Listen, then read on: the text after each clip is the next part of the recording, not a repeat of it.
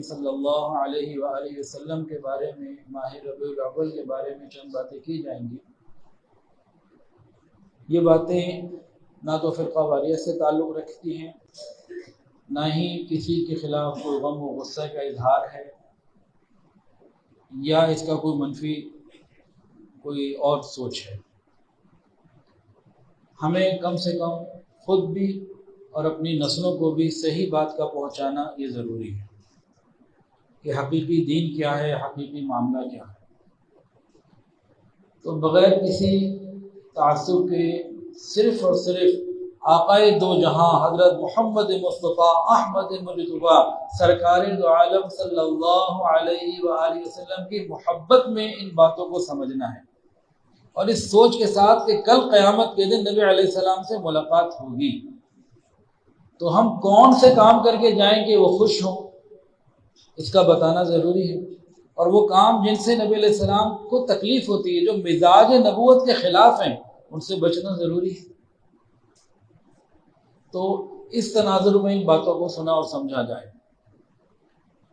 ربیع الاول یہ اسلامی سال کا تیسرا مہینہ ہے۔ ربیع بہار کو کہتے ہیں، اور اول پہلی بہار۔ اگلا مہینہ جو آئے گا وہ ہے ربیع الثانی، ربیع بہار، ثانی دوسری بہار۔ تو جس زمانے میں ان مہینوں کے نام رکھے گئے تو ان دنوں بہار کے موسم تھے۔ ربیع الاول بہار کا ابتدائی موسم جب پھل لگ رہا ہوتا ہے اور خوبصورتی دکھا رہا ہوتا ہے۔ ربیع الثانی بہار کا وہ انتہائی موسم جب وہ مکمل پک چکا ہوتا ہے۔ تو ربیع الاول، نبی علیہ السلام کی پیدائش ربیع الاول میں ہوئی۔ اب بہار کا موسم ربیع الاول میں آئے یا نہ آئے، ربیع الاول کا مطلب یہی طے ہو گیا، اب تک یہ تبدیل نہیں ہو سکتا۔ تو یہ تو ہو گئی ربیع الاول کی بات۔ اس میں دو باتیں آئیں کہ یہ اس کا مطلب کیا ہے، اور یہ اسلامی سال کا تیسرا مہینہ ربیع الاول۔ اب اگلی بات، رسول اللہ صلی اللہ علیہ وآلہ وسلم کی پیدائش کب ہوئی؟ عام الفیل میں ہوئی۔ عام الفیل کسے کہتے ہیں؟ ہاتھیوں والا سال۔ ہاتھیوں والا سال کیا مطلب؟ جب ابرہہ نے ہاتھیوں کو لے کر بیت اللہ کو گرانے کے لیے حملہ کیا مکہ المکرمہ میں، اس بات پہ سب متفق ہے کہ عام الفیل تھا۔ جس پر جو وہ دوسری بات میں تمام جمہور علماء متفق ہیں، مستند بڑے کبیرہ علماء، مطلب علماء جو ہیں اکبر بڑے، ربیع الاول کا مہینہ۔ تیسری بات، مکہ المکرمہ شہر۔ چوتھی بات، یتیمی کی حالت میں بی بی آمنہ کے ہاں ولادت ہوئی صبح صادق کے وقت۔ ایک اور بات جس میں سب لوگ متفق ہیں جمہور علماء، وہ پیر کا دن ہے۔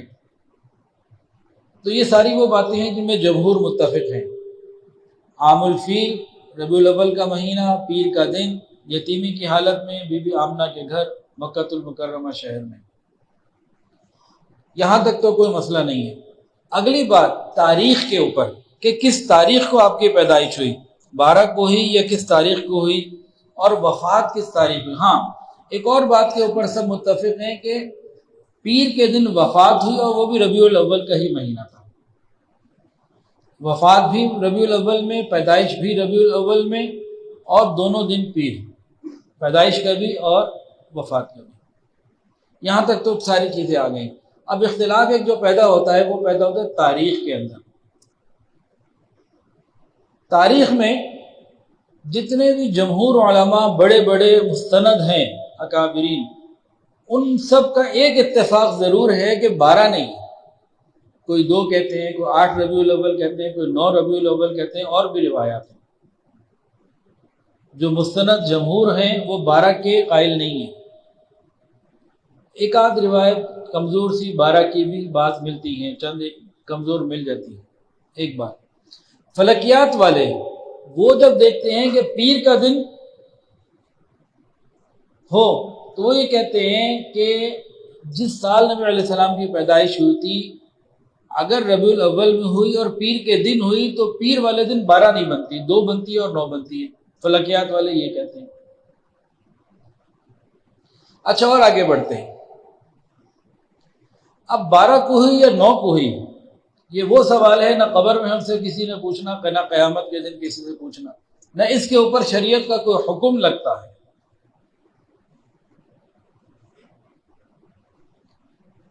تو 8 کی بھی روایات بہت مستند موجود ہیں، بلکہ امام احمد رضا خان بریلوی بھی 8 کے قائل ہیں، ان کی تحقیق بھی 8 ربیع الاول کی ہے. ہاں، عوام میں 12 مشہور ہو گئی ہے، یہ بات اتنی مشہور ہو چکی ہے کہ اب اس کا ٹھیک کرنا شاید امام مہدی کے آنے تک ممکن نہیں.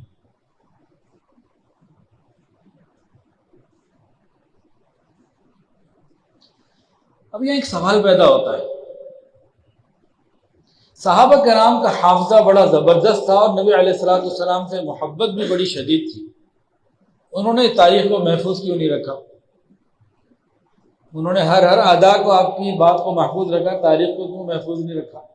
سوال پیدا ہوتا ہے. جواب بھی دے دوں جی. جواب اس کا یہ ہے کہ اللہ تعالیٰ نے خود محفوظ نہیں رکھوایا، اللہ تعالیٰ کی طرف سے حکمت یہی تھی کہ یہ محفوظ نہ رہے. وجہ اللہ جانتے ہیں، لیکن عام ایک سادہ سی وجہ یہ ہے کہ تاریخ پیدائش کے دن سے کوئی حکم جو ہے نا وہ شریعت کا نہیں ہے، یا تاریخ وفات کے دن کے حساب سے بھی شریعت کا کوئی حکم نہیں. اگر کوئی حکم ہوتا تو صحابہ کرام نے سنا ہوتا اور عمل کیا ہوتا، تابعین نے، قرون اولیٰ کے بہترین لوگ جو گزرے انہوں نے عمل کیا ہوتا، اور اگر عمل کیا ہوتا تو تواتر کے ساتھ آج تک موجود ہوتا، بغیر کسی تعطل کے ریگولر موجود ہوتا. نہیں، کسی بچے سے پوچھ لیں جو تھوڑی بہت سمجھ رکھتا ہے تو یہ آپ کو بتا دے گا کہ عید الفطر کی تاریخ کیا ہے، 1 شوال. عاشورہ کی تاریخ کیا ہے، 10 محرم. حج کا دن کون سا ہے، 9 ذوالحجہ. بقرعید کا دن کون سا ہے، 10 ذوالحجہ. یہ سب بتا دے گا، بچے کو بتا. کیونکہ مستقل عمل ہوتا چلا آ رہا ہے، یہاں پہ ایسی کوئی بات نہیں ہے. اگر کوئی بات ہوتی تو یہ لوگ عمل کر رہے ہوتے. اچھا، ولادت بھی ربیع الاول میں اور وفات بھی ربیع الاول میں، اس میں کیا حکمت ہے؟ اس میں بھی تو کوئی حکمت ہوگی نا، کہ بغیر حکمت کے ہو گیا؟ اس میں بھی حکمت ہے. کیا حکمت ہے؟ اصل حکمت تو اللہ کے سوا کوئی نہیں جانتا، اللہ ہی جانتے ہیں. لیکن علماء نے فرمایا اگر ولادت کی خوشیاں منانے لگے بندہ تو نبی کریم صلی اللہ علیہ وسلم کی پیدائش اور آمد مبارک سے بڑی خوشی کی بات امت کے لیے ہے ہی کوئی نہیں. جس طرح یہ سب سے بڑی خوشی ہے، اسی طرح سب سے بڑا غم رسول اللہ صلی اللہ علیہ وآلہ وسلم کا دنیا سے پردہ فرما جانا ہے. یہ بے شک سب سے بڑی خوشی ہے، اس میں کوئی دو رائے نہیں ہو سکتی. ہمیں کلمہ، ایمان، سب کچھ اللہ کیسے راضی ہوتے ہیں، ہمیں پیدا کس نے کیا، مر کے کہاں جانا ہے، ہمیں کیسے پتہ لگا؟ آقا نامدار حضرت محمد مصطفیٰ صلی اللہ علیہ وآلہ وسلم کی وجہ سے پتہ لگا. آپ تشریف نہ لاتے تو کچھ بھی پتہ نہ چلتا ہمیں.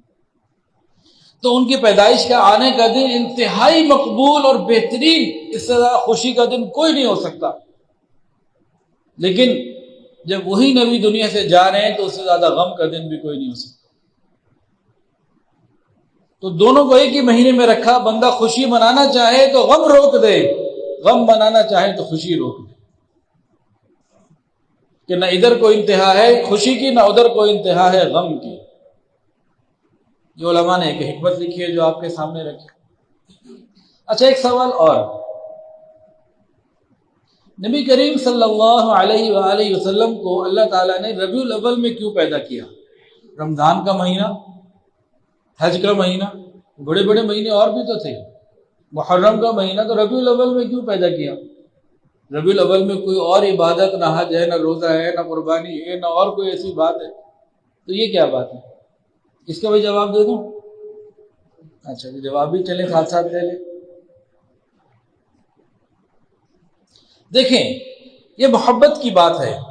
اگر نبی علیہ السلام، اصل حکمت پھر جواب وہی اللہ جانتے ہیں.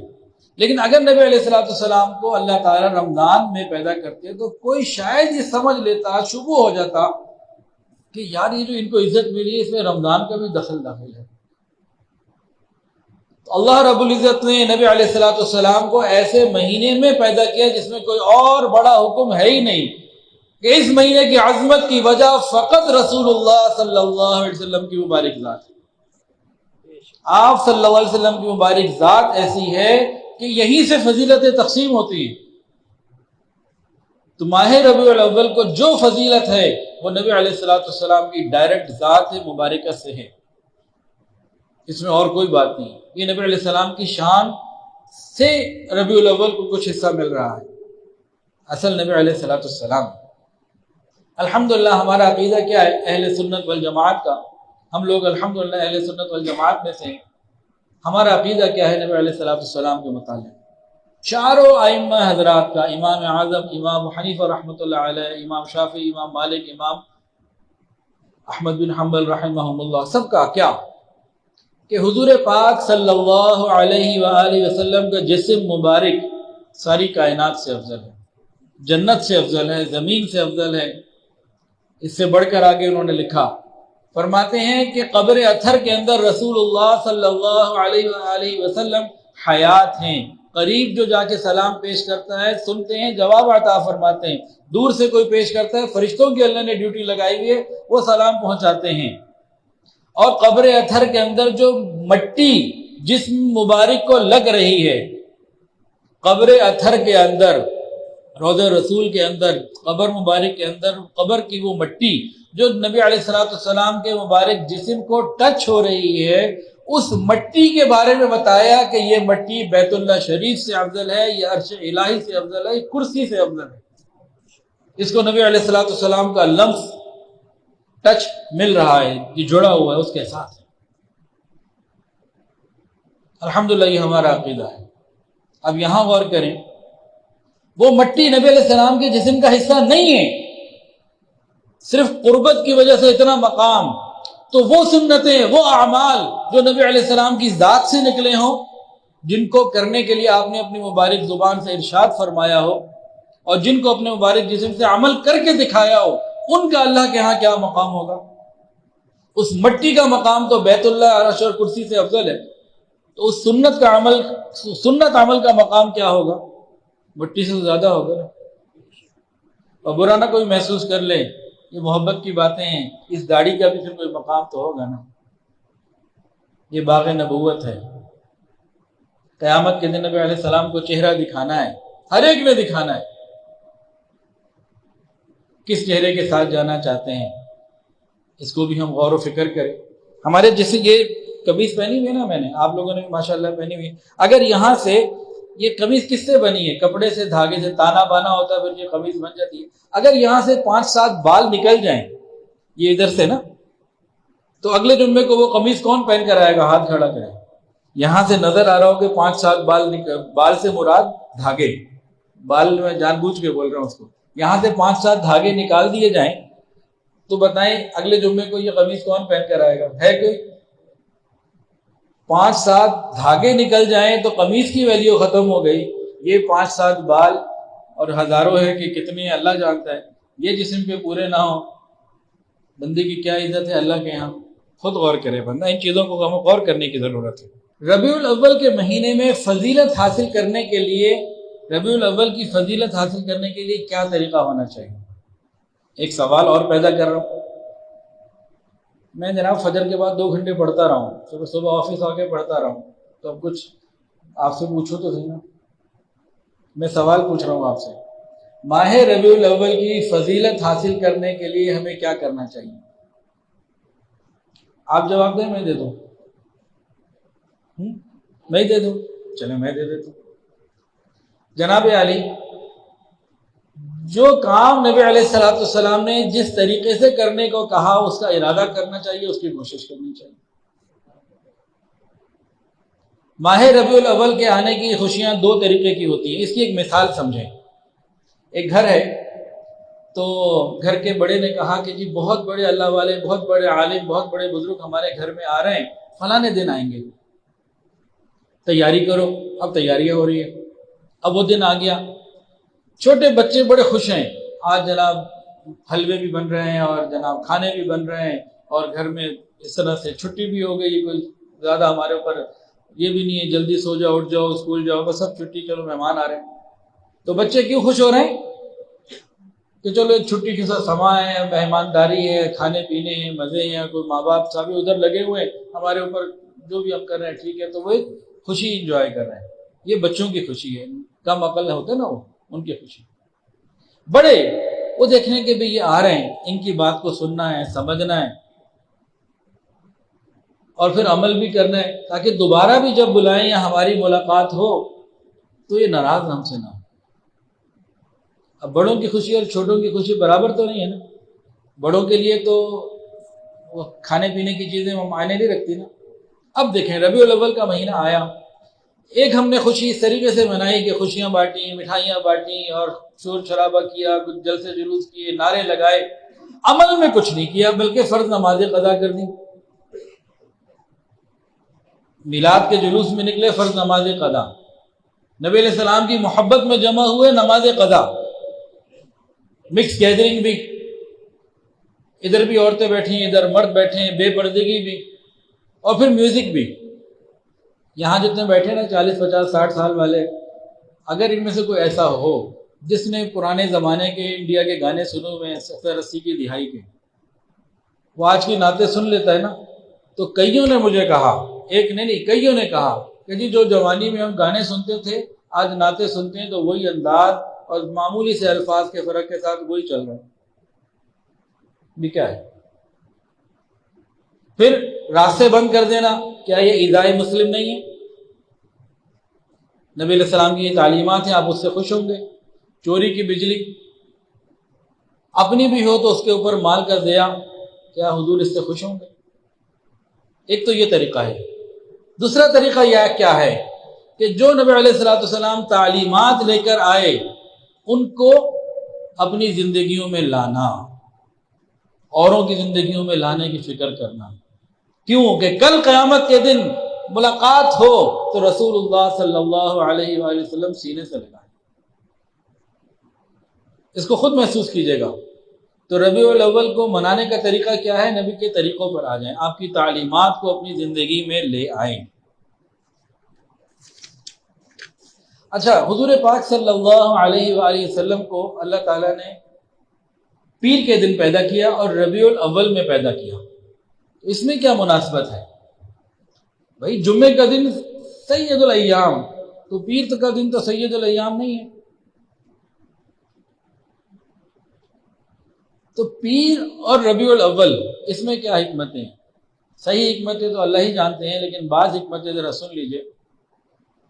ربیع بہار کو کہتے ہیں اور پیر والے دن کو اللہ تعالیٰ نے اس لیے چنا, اللہ تعالیٰ نے جب مخلوقات کو پیدا کیا تو درختوں کو, نباتات کو اللہ نے پیر والے دن پیدا کیا. اب نباتات سے ہمیں کیا ملتا ہے؟ پھل میوے. اس سے کیا ہوتا ہے؟ ہمیں قوت ملتی ہے جسمانی. تو اللہ رب العزت نے بہار کے مہینے میں جو پھلوں کو ایک تازگی دی ہوتی ہے اور ایک رعنائی دی ہوتی ہے, دیکھ کے نعمت کو خوشی ہو رہی ہوتی ہے, اس طرح کی ساری چیزیں, اور ساتھ ان کو استعمال کرنے سے کھانے سے جسمانی قوت ملتی ہے. بالکل اسی طرح رسول اللہ صلی اللہ علیہ وآلہ وسلم کو پیر کے دن ربیع الاول میں پیدا اس لیے کیا کہ آپ روحانی غذا کی مانند, آپ کی تعلیمات, آپ کے احکامات یہ انسانوں کی امت کی روحانی غذا کی مانند ہے. آپ کے ارشادات پر عمل کرنا, اس سے انسان کو روحانی قوت ملتی ہے, روحانی تازگی ملتی ہے. تو پھل اور میوے بہار کے مہینے میں یہ نعمت, اور حضور پاک صلی اللہ علیہ وسلم روحانی نعمت. تو پیر اور ربیع الاول کی پیدائش میں یہ. دوسری بات, موسم بہار کی جو فصل ہوتی ہے نا, یہ سب سے زیادہ خوبصورت ہوتی ہے اور معتدل ہوتی ہے. گرمی اور سردی کی فصلیں ان کی نسبت موسم بہار کی جو فصل ہے خوبصورت بھی ہوتی ہے, اعتدال والی بھی ہوتی ہے. پھر موسم بہار کے جو دن اور رات ہوتے ہیں نا, یہ بھی اعتدال والے ہوتے ہیں. سردیوں میں راتیں لمبی اور گرمیوں میں دن لمبے. تو موسم بہار میں یہ بھی اعتدال پر ہوتا ہے۔ تو نبی علیہ السلام کو بہار کے موسم میں ربیع الاول میں اور پیر کے دن پیدا کرنے میں یہ حکمت ہو گئی کہ نبی علیہ السلام کی تعلیمات معتدل بھی ہیں اور خوبصورت بھی ہیں۔ خود نبی علیہ السلام کی اپنی مبارک ذات معتدل بھی ہے اور خوبصورت بھی ہے، اور آپ کا دین معتدل بھی ہے اور خوبصورت بھی ہے۔ لوگ کہتے ہیں جی ہم لوگ ولادت کی خوشیاں نہیں مناتے۔ جناب علی، میں یہ کہتا ہوں کہ حضور پاک صلی اللہ علیہ وآلہ وسلم کی ولادت ایک مرتبہ نہیں 2 مرتبہ ہم 2 خوشیاں مناتے ہیں۔ نبی علیہ السلام ایک مرتبہ پیدا نہیں ہوئے، 2 مرتبہ کی خوشیاں ہم مناتے ہیں۔ کیا مطلب؟ نبی علیہ السلام ماہ ربیع الاول میں پیر والے دن دنیا میں تشریف لائے، انتہائی مبارک اور خوشی کا موقع، یہ آپ کی جسمانی ولادت ہے۔ 40 سال کی عمر میں غار حرا میں جب آپ کو نبوت ملی، وحی کا نزول ہوا، یہ آپ کی روحانی ولادت ہے۔ جسمانی ولادت سے محمد بن عبداللہ دنیا میں تشریف لائے، اور روحانی ولادت سے محمد الرسول اللہ دنیا میں تشریف لائے۔ جسمانی ولادت سے آپ کی صورت مبارکہ دنیا کے سامنے آئی، آنکھیں اتنی خوبصورت، ماتھا اتنا خوبصورت، قد اتنا خوبصورت، رنگ اتنا خوبصورت، پنڈلیاں مبارک اتنی شاندار اور انگلیاں اتنی پیاری۔ تو جسمانی ولادت سے آپ کی صورت مبارکہ یہ دنیا کے سامنے آئی، اور روحانی ولادت سے جسمانی ولادت کے 40 سال بعد آپ کی سیرت مبارکہ دنیا کے سامنے آئی۔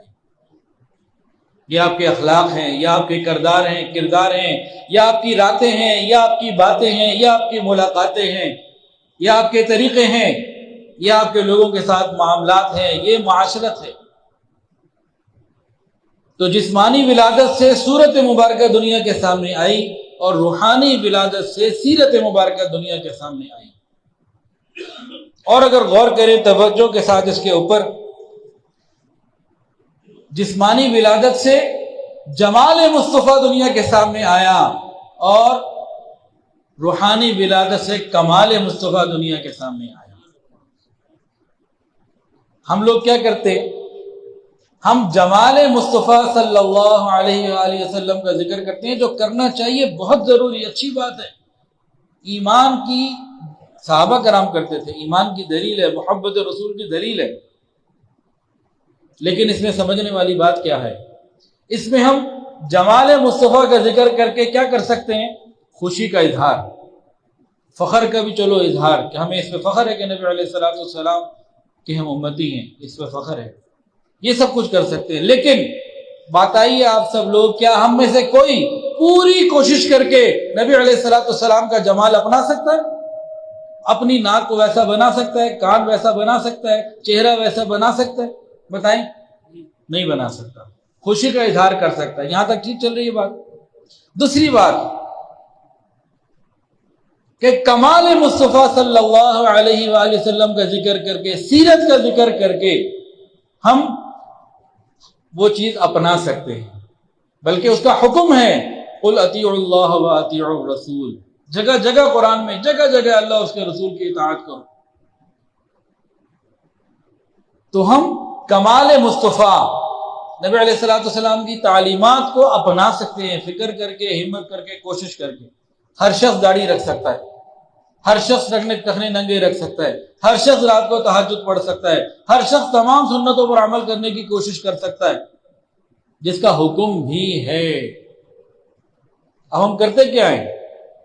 جب ذکر ہوتا ہے جمال مصطفیٰ کا تو سبحان اللہ، الحمدللہ، ماشاء اللہ کہہ کے نماز قضا کر کے جا کے سو جاتے ہیں۔ جب آتا ہے سیرت مصطفیٰ کا ذکر تو ذمہ داریاں آتی ہیں، یہ کرو، یہ نہ کرو، وہاں سے ہم بھاگتے ہیں۔ تو ہم نے بیچ میں سے راستے نکالے ہوئے اپنی وجہ سے۔ تو نبی علیہ السلام کی پیدائش، جسمانی پیدائش، یہ ابتدا ہے روحانی پیدائش کی طرف جانے کے لیے، اور اصل مقصد جو ہے وہ روحانی پیدائش ہے، جسمانی پیدائش اس کا ذریعہ ہے۔ اب آپ کہیں جی اصل مقصد، اس کو کیسے کہہ دیا آپ نے؟ قرآن کھول لیجئے، لقد من اللہ علی المؤمنین اذ بعث فیہم رسولا من انفسہم، اللہ تعالیٰ جگہ جگہ بتا رہے ہیں، قرآن میں کئی جگہ پر ہے کہ کسی مقصد کے تحت بھیجا گیا ہے. آپ کو دنیا میں کوئی مقصد دے کے بھیجا گیا، بلا وجہ تو نہیں بھیجا گیا. یتلو علیہم آیاتہ ویزکیہم ویعلمہم الکتاب والحکمہ، یہ 4 مقاصد قرآن مجید میں. نبی علیہ السلام کی فرائض منصبی ہیں یہ. تو جسمانی ولادت سے فرائض منصبی پورے واضح نہیں ہوتے، روحانی ولادت کا ذکر کر کے سمجھ کے عمل کر کے فرائض منصبی کو سمجھ کر امت نبی علیہ السلام کے طریقے پر چل کر جنت پہنچ سکتی.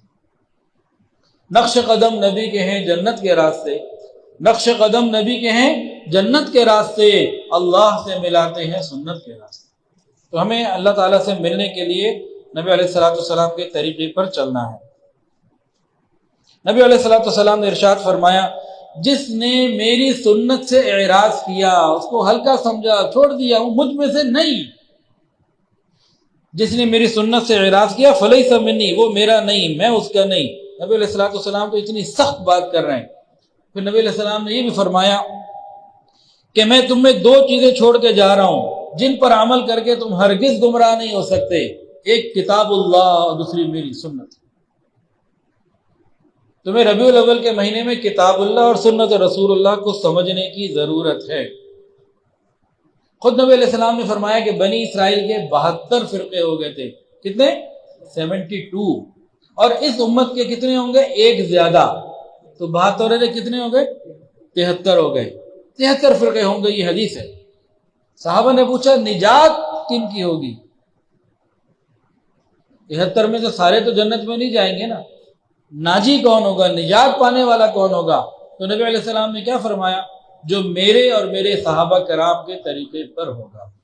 اصول بتا دیا. فرمایا جو میرے اور میرے صحابہ کرام کے طریقے پر ہوگا یہ نجات پانے والا ہوگا. تو ہم نبی علیہ السلام کے طریقوں کو اپنائیں، صحابہ کرام کے طریقوں کو اپنائیں. اب 4 واقعات ہیں، مختصر کر کے سناتا ہوں انشاءاللہ تعالی کہ صحابہ کرام کیا ہے. صحابہ کرام کیا ہیں؟ یہ معیار حق ہیں. جتنا انہوں نے نبی علیہ السلام سے محبت کی، جتنی انہوں نے اطاعت کی، کسی اور نے نہیں کی. وہ کیسے محبت کرتے تھے؟ یہ ہم سے نہیں ہوتا. ہم کوئی نہ کوئی درمیان میں سے راستہ نکال کے بھاگ جاتے ہیں، عمل پر نہیں آتے، آنا چاہتے بھی نہیں. اگر آنا چاہتے ہیں تو اس کے لیے کوشش پوری نہیں کرتے. ہاں جو آنا چاہتا ہے وہ پھر علماء سے تعلق رکھے، رابطہ رکھے، آنا جانا رکھے، اللہ والوں سے کوئی بیعت کا تعلق ہو، ذکر مراقبے میں وقت گزارے، تو پھر تو بات ہے کہ کوشش بھی کر رہا ہے. ورنہ خالی تمنا ہے،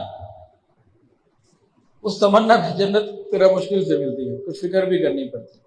اب ذرا غور کیجئے، ایک صحابی ہیں حضرت عبداللہ بن عمر بن عاص رضی اللہ تعالیٰ عنہ. عبداللہ بن عمر بن عاص رضی اللہ تعالیٰ عنہ فرماتے ہیں ایک دفعہ میں نے ایک کپڑا پہنا ہوا تھا، قمیص پہنی ہوئی تھی، اور نبی علیہ السلام کی خدمت میں حاضر ہوا تو پوچھا یہ کیا ہے، یہ کیا پہنا ہوا ہے؟ تو میں نے نبی علیہ السلام کے چہرے پہ ناگواری کے اثرات دیکھے فوراً میں باہر گیا، اپنے کمرے گھر میں گیا.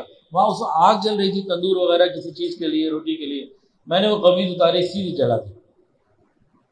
پھر میں فوراً حاضر ہوا، یا رسول اللہ صلی اللہ علیہ وآلہ وسلم، یہ جو قمیض جس کو دیکھ کے آپ نے ناگواری کا اظہار کیا تھا میں نے جلا دیے، بس آپ مجھے معاف کر دیں، بس راضی ہو جائیں، وہ میں نے جلا دی. فرمایا میں نے تمہیں جلانے کو تو نہیں کہا تھا، اپنی بیوی کو دے دیتے، بہن کو دے دیتے، بیٹی کو دے دیتے، جلانے کو تو نہیں کہا. اب کتنے رنگ ایسے ہیں جو عورتوں کے لیے ہیں، مرد اگر پہنے عورتوں کو دے دو. ایک واقعہ اور سن لیجیے. اچھا ہم میں سے کوئی ہوتا نا تو کیا کرتا؟ یار بازار میں بیچ کے پیسے ہی لے لو، رنگ ہی بدل لو. نبی علیہ السلام ایک مرتبہ مدینہ طیبہ میں ساتھیوں کے ساتھ باہر نکلے تو ایک گھر نظر آیا، ایک انصاری صحابی کے، اس کے اوپر نا قبہ بنا تھا، گنبد بنا تھا، ڈوم. اس زمانے کے حساب سے ذرا باقیوں سے عالیشان بنا لیا تھا انہوں نے. نبی علیہ السلام نے پوچھا یہ کس کا ہے؟ میں فلاں صحابی کا. آپ کے چہرے پہ کچھ اثرات آئے ناگواری کے. اچھا ان صحابی کو نہیں پتہ چلا. اب نبی علیہ السلام کے بعد جب وہ صحابی اپنی روٹین پہ آئے، نبی علیہ السلام نے سلام کا جواب نہیں دیا، اعراض کیا. انہوں نے پھر سلام کیا، پھر اعراض کیا، جواب نہیں دیا. اب انہیں پریشانی لگ گئی، یہ کیا ہوا، رحمت اللہ عالمین میری طرف متوجہ نہیں ہو رہے۔ تو انہوں نے باقیوں سے پوچھا بھائی کیا ہوا؟ کہا یہ تو گئے تھے نبی علیہ السلام تشریف لے گئے تھے، تمہارا وہ مکان نظر آیا بڑا تم نے شاندار قبہ بنایا ہوا ہے، فوراً گئے جا کے اس کو پورے کو توڑ دے، زمین برابر کر دیا اور آ کے کسی کو نہیں بتایا، نبی علیہ السلام کو آ کے نہیں بتایا کہ میں نے یہ کر دیا، محفل میں آ گئے۔ پھر نبی علیہ السلام کا دوبارہ جب وہاں سے گزر ہوا دیکھا وہ قبہ کدھر ہے، کہا جی ان کو یہ اندازہ ہوا تھا اور اس طریقے سے انہوں نے تحقیق کی، بعد میں عملیات کر دیا، ختم کر دیا۔ نبی علیہ السلام سے خوش ہو گئے۔ صحابہ کرام اتنی خوشی کا خیال رکھتے تھے نبی علیہ السلام کی۔ ایک صحابی وائل بن حجر رضی اللہ تعالیٰ عنہ فرماتے ہیں نبی علیہ السلام کی خدمت میں حاضر ہوا، میرے بال بڑے لمبے تھے، آپ نے ناگواری کا اظہار کیا، میں نے فوری طور پر گیا اور بال کٹوا دیے، اور نبی علیہ السلام نے بعد میں پسندیدگی کا اظہار کیا کہ مردوں کے لیے لمبے بال یہ نبی علیہ السلام کو پسند نہیں۔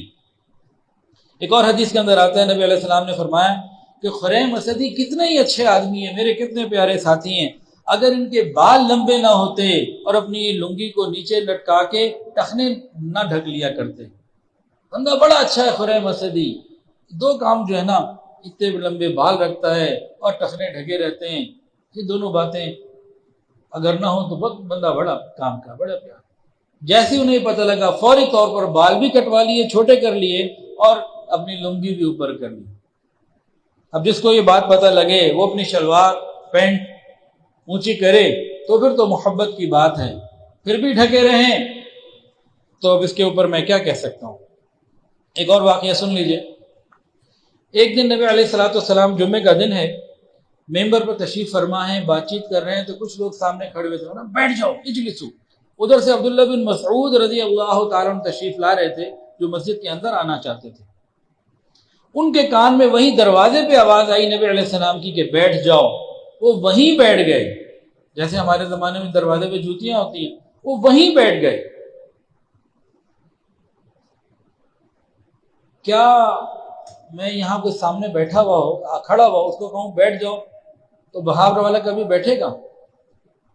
وہ کیا کہے گا کہ بھائی سامنے والے کو کہا ہے نا، مجھے تھوڑی کہا ہے، میں تو اندر آ رہا ہوں۔ تو یہ اتنی سینس ان کے اندر نہیں تھی؟ کیا حضرت عبداللہ بن مسعود رضی اللہ تعالیٰ عنہ کے اندر اتنی سینس نہیں تھی؟ جو قرآن کی ہر آیت کا پورا علم رکھنے والے، کیا اتنی سمجھ ان کے اندر نہیں تھی؟ خود غور کریں نا اس مثال کے اوپر، بھئی بیٹھ جاؤ تو کیا باہر والا بیٹھے گا؟ کہے نہیں، اندر والے کو کہا۔ اتنی سینس نہیں، اس سے بہت بڑی سمجھ ان کے پاس تھی۔